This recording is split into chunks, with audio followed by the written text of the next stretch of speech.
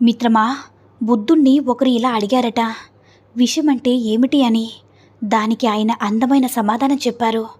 మన తాహతుకు మించి ఏది ఎక్కువైనా విషంతో సమానమని. అది ఐశ్వర్యమైనా, అధికారమైనా, ఆకలైనా, కోరికైనా, సోమరితనమైనా, ప్రేమైనా, ద్వేషమైనా, ఏదైనా కావచ్చు. మనిషిలో అహం తగ్గిన రోజు ఆప్యాయతంటే ఏంటో అర్థమవుతుంది. గర్వం పోయిన రోజు ఎదుటి వారిని ఎలా గౌరవించాలో తెలుస్తుంది. గౌరవ మర్యాదలు ఇచ్చి పుచ్చుకుంటూ ఇతరులతో ఆనందంగా జీవించడం నేర్పిస్తుంది. నేనే, నాకేంటి అనుకుంటే చివరికి ఒక్కడిగానే ఉండిపోవలసి వస్తుంది మిత్రమా. తప్పు జరిగినప్పుడు మనల్ని వదిలి వెళ్ళిపోయే వారే ఎక్కువ. కానీ మన తప్పును మన్నించి సరిదిద్ది మనకి తోడుగా ఉండేవారే తక్కువ. అలాంటి వారిని దూరం చేసుకోవద్దు మిత్రమా. నువ్వు వెళ్ళే దారి నిజాయితీగా ఉంటే నారు పోసిన భగవంతుడే నీరు పోసి నీ జీవితాన్ని బూలబాటగా మారుస్తాడు. మిత్రమా, డబ్బు మనిషికి బలాన్నిస్తుంది, ధైర్యాన్ని ఇస్తుంది. కానీ ఎంత సంపాదించినా సంతృప్తి మాత్రం ఇవ్వలేదు, అవునా? ఎవరైనా సరే నువ్వు వాళ్ళతో ఉన్నంతకాలమే నిన్ను పట్టించుకుంటారు, ప్రేమాభిమానాలు పొంగించేస్తారు. ఒక్కసారి వాళ్ళకి దూరంగా ఉండి చూడు, నిన్ను మర్చిపోతారు మిత్రమా. అసలు నువ్వు ఉన్నావో పోయావో అనే ఆలోచన కూడా వాళ్ళకి రాదు, అవునా? కొంతమంది ఎంత దూరం పెడితే అంత మంచిది. లేకపోతే మంచితనాన్ని కూడా చేతకనితనంలో చూస్తారు.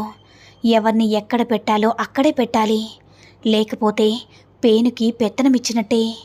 మనవారి అనుకుంటే ముంచుతారు. అందుకే ఎవరితోనైనా ఎంతవరకు ఉండాలో అంతవరకే ఉండాలి మిత్రమా. నీకు కావాల్సిన దానికోసం పోరాడినప్పుడు నీకు దక్కని దాని గురించి అస్సలు బాధపడవద్దు మిత్రమా.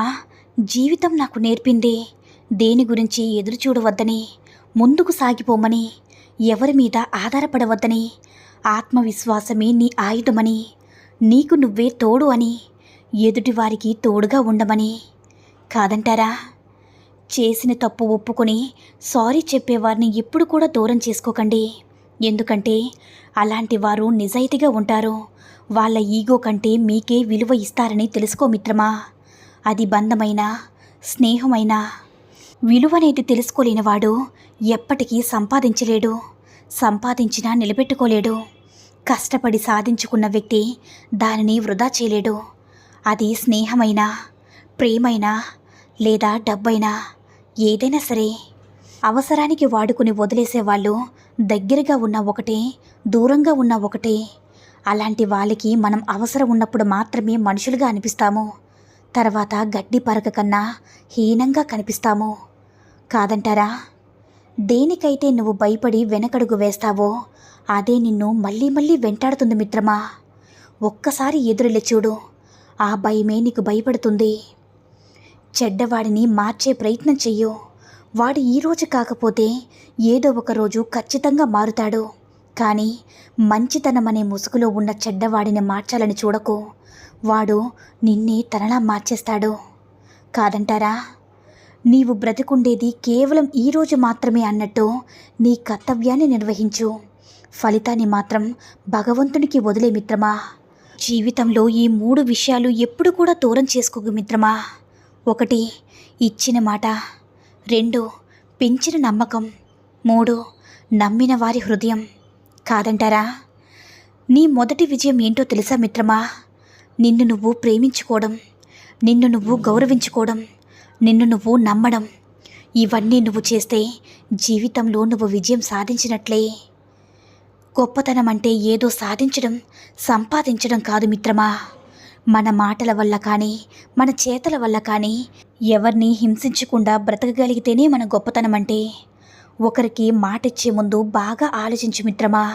ఎందుకంటే నీకది కేవలం మాటే కావచ్చు. ఆ మాటిచ్చే వారికి ఆ మాటే నమ్మకం, భరోసా, జీవితం. కాదంటారా?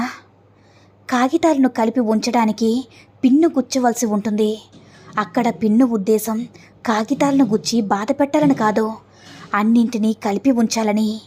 అలానే కుటుంబాన్ని కలిపి ఉంచాలనుకునేవారు కోపం చూపించినంత మాత్రాన వారికి ద్వేషం ఉన్నట్టు కాదు, అవునా? ఏ పనైనా కష్టపడితే పూర్తవుతుంది. కలలకంటూ కూర్చుంటే అణువంతైనా సరే ముందుకు వెళ్ళదు మిత్రమా. తన లోపల ముత్యాలు రత్నాలు ఉన్నాయని సముద్రం ఎవ్వరికీ చెప్పదు. సమయం వచ్చినప్పుడు అలల రూపంలో అవి ఒడ్డుకు చేరుతాయి. అలాగే మీరు మంచోళ్ళు గొప్పోళ్ళని ఎవ్వరికీ నిరూపించాల్సిన అవసరం లేదు మిత్రమా. సందర్భాన్ని బట్టి అదే బయటపడుతుంది. మిత్రమా, ఎక్కువగా సంపాదిస్తే జీవితాన్ని మరింత సుఖమయంగా మార్చుకోవచ్చనుకుంటారు.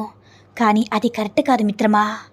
కడుపు కాలుతున్నప్పుడు సంపాదించిన 10 రూపాయలకి ఇచ్చే విలువ కడుపు నిండిన తర్వాత సంపాదించే ఏ 10 రూపాయలకి ఉండదు. అసలు ఆనందం అనేది బయట ఎక్కడో లేదు మిత్రమా. నిజంగా ఆనందంగా ఉండేవాడికి డబ్బుతోనూ సౌకర్యాలతోనూ పనే లేదు. కాదంటారా?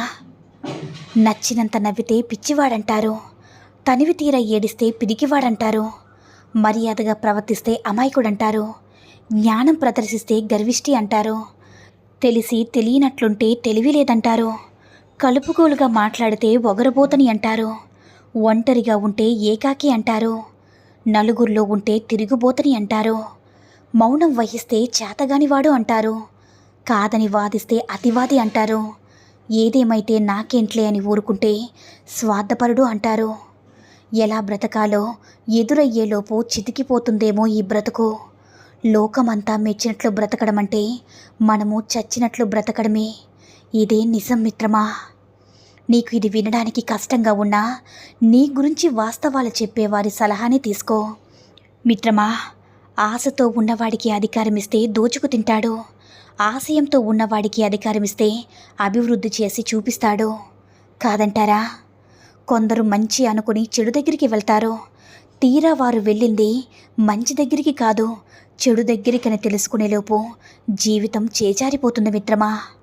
తిరిగి మళ్ళీ మంచి దగ్గరికి వెళ్ళలేక, చెడుతో జీవించలేక సతమతమవుతూ ఉంటారు. మిత్రమా, నిజాయితీగా ఉండు కానీ నిశ్శబ్దంగా ఉండిపోకు. మౌనంగా ఉండు కానీ మాట పడకు. విలువలేని చోట నోరు విప్పుకు మిత్రమా. అవసరమున్న చోట నీ కోసం నువ్వు వాదించుకో. మన కోసం ఎప్పుడూ ఎవరూ రారు. డబ్బు, పేరు, హోదా, ఖ్యాతి వీటన్నిటికంటే జీవితంలో ఆనందంగా ఉండడానికి ముఖ్యంగా అవసరమైనది సంతృప్తి మిత్రమా. ఇది లేకుంటే పైవి ఎందుకు పనికిరావు. 100 సమస్యలు నిన్ను వేధిస్తున్నా గుండె ధైర్యం అనే ఆయుధం నీ సొంతమైతే అది అన్నింటికీ సమాధానం చెప్పగలదు. కాదంటారా? నీది అయినది నిన్ను ఎప్పటికీ వీడదు, నీది కానిది ఎప్పటికీ నీకు దొరకదు మిత్రమా. పెళ్ళి అయ్యాక ఒక అబ్బాయి పరిస్థితి ఎలా ఉంటుందంటే, కన్నవారిని ఏమీ అనలేక, కట్టుకున్న దానికి అర్థమయ్యేలా చెప్పలేక, ఎటువైపు నిలబడితే ఎవరిని కోల్పోవలసి వస్తుందనే భయంతో లోపలి కుమిలి కుమిలి చేస్తాడు. కాదంటారా? ఈ సూక్తుల్లో ఏ సూక్తి నచ్చిందో కామెంట్ చేయండి. ఈ వీడియో కనుక నచ్చినట్లయితే మరిన్ని వీడియోస్ కోసం మన ఛానల్ని సబ్స్క్రైబ్ చేసుకొని మాకు మరింతగా సపోర్ట్ చేయండి. ధన్యవాదాలు.